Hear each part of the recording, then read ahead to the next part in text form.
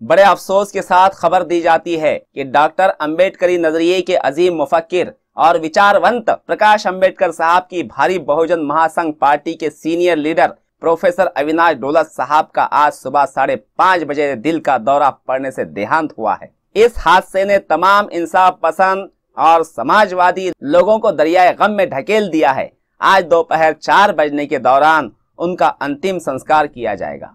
Prime minister Narendra Modi पर Congress president Rahul Gandhi ने इल्जाम लगाया कि नरेंद्र मोदी ने इस मुल्क के 15 चुनिंदा इंडस्ट्रियलिस्टों के 3.5 लाख करोड़ के कर्ज माफ कर दिए हैं। याद रहे कि छत्तीसगढ़ में कांग्रेस के प्रचार के दौरान उन्होंने ये इल्जाम आयद किया। बीजेपी की वेस्ट बंगाल की तेज तर्रार महिला मोर्चा की लीडर लॉकेट चटर्जी ने धमकी दी है कि बीजेपी प्रेसिडेंट अमित शाह की लीडिंग में निकाली जाने वाली 5, 7 और 9 दिसंबर के रोज की रथ यात्रा को अगर किसी ने भी रोकने की कोशिश की तो उसे रथ के पहिए के नीचे कुचल दिया जाएगा। लॉकेट चटर्जी की इस धमकी की सख्त मजम्मत और निषेध तृणमूल कांग्रेस की लीडर पार्थ चटर्जी ने किया है। मध्य प्रदेश इलेक्शन में राम मंदिर के नाम पर सियासत गर्म की जा रही है और इसी दौरान कांग्रेस के सीनियर लीडर दिग्विजय सिंह ने बीजेपी पर निशाना साधते हुए कहा कि ये गुजरात के सरदार वल्लभ भाई पटेल का स्टैचू 200 मीटर और प्रभु रामचंद्र का स्टैचू सिर्फ 100 मीटर का ही क्यों बनाया जा रहा है। क्या प्रभु रामचंद्र का कद सरदार पटेल से आधा छोटा हो चुका है। उन्होंने बीजेपी की पोल खोलते हुए कहा कि योगी आदित्यनाथ तो कह रहे हैं कि राम की कृपा से सब ठीक हो जाएगा, फिर मोहन भागवत राम मंदिर के लिए ऑर्डिनेंस लाने की बात क्यों कर रहे हैं। मुसलमानों के खिलाफ हमेशा जहर उगलने वाले बीजेपी के तर्जुमान संबित पात्रा ने इंडिया टुडे की जानिब से लिए गए एक प्रोग्राम में एमआईएम के तर्जुमान से कहा कि तेरी मस्जिद का नाम विष्णु रख दूंगा। निहायती बदतमीजी के साथ उसने ये भी कहा कि ऐ सुनो, अगर अल्लाह के भक्त हो तो बैठ जा, वरना किसी मस्जिद का नाम बदल कर विष्णु रख दूंगा।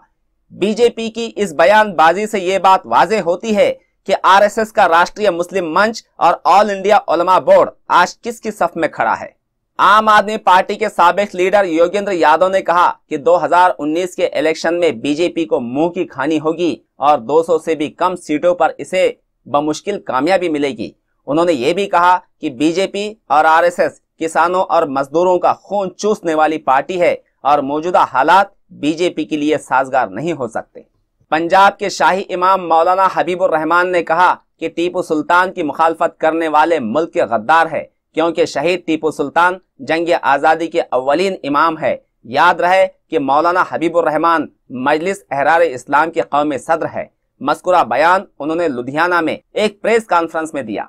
बीजेपी की जानिब से खड़े किए गए ख्याली पुलाव यानी कि शहरी नक्सलाइज्म पर एमआईएम बहुजन वंचित अघाड़ी के लीडर जनाब प्रकाश अंबेडकर ने कहा कि जनता को लूटने के लिए, अपने जुर्म पर पर्दा डालने और असली मुजरिमों को सलामत रखने के लिए ही बीजेपी ने शहरी नक्सलाइज्म का हवा खड़ा किया है और इसी की आड़ में सनातनियों को बीजेपी सरकार बचा रही है। मजीद कहा कि सनातनियों के पास से पुलिस ने बंदूकें और बम भी बरामद किए, लेकिन सनातनी आरएसएस के लोग होने की वजह से इनके गुनाहों पर पर्दा डालकर शहरी नक्सलाइज्म का तस्वुर पेश किया जा रहा है। कांग्रेस, एनसीपी और हमख्याल पार्टियों के साथ हाथ मिलाने की बात करते हुए जनाब प्रकाश अंबेडकर साहब ने पॉजिटिव रोल जाहिर करते हुए कहा कि हम तो हर वक्त कांग्रेस के साथ हाथ मिलाने के लिए तैयार हैं, लेकिन हम सिर्फ अपने लिए 12 सीटों की मांग कर रहे हैं, लेकिन कांग्रेस की जानिब से हमारे लिए कोई पॉजिटिव जवाब नहीं मिला। मध्य प्रदेश के इलेक्शन में प्रचार के दौरान कांग्रेस पार्टी ने डिक्लेयर किया कि कांग्रेस हुकूमत आते ही आरएसएस पर पाबंदी लगा दी जाएगी। कांग्रेस की इस डिक्लेरेशन पर बीजेपी आग बगूला हो गई और चैलेंज किया कि पहले हुकूमत में तो आकर दिखाएं, देख लेंगे कौन किस पर पाबंदी लगाता है।